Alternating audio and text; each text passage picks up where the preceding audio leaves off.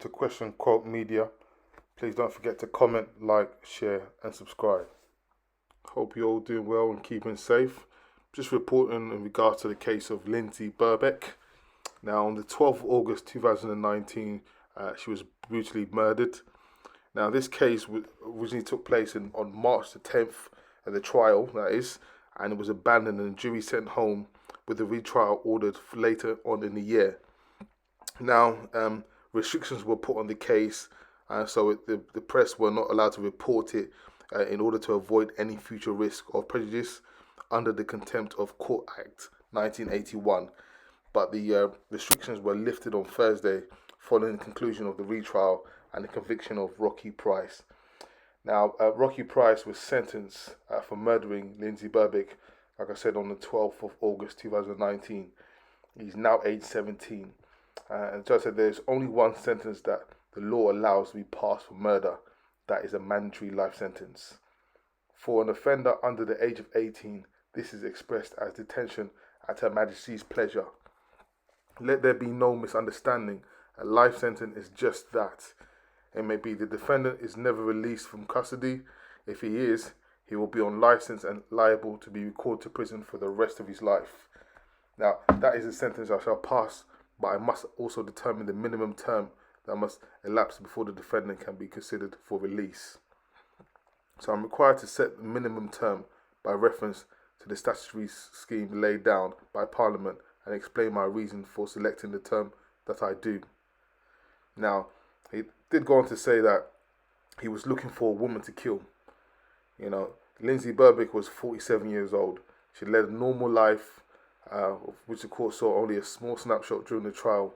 Now, a mother of two, she was much loved by her children, Sarah, Steve, and her family and friends. She liked to keep fit and enjoyed walking and running. And as you can see in the clip, she's just walking. We have heard today that the victim personal statement of Sarah Birbeck, and her statement is measured and understated and has no less power for that. Sarah reflects the terrible loss caused to the whole family. As she says, the void that Lindsay has left never be filled.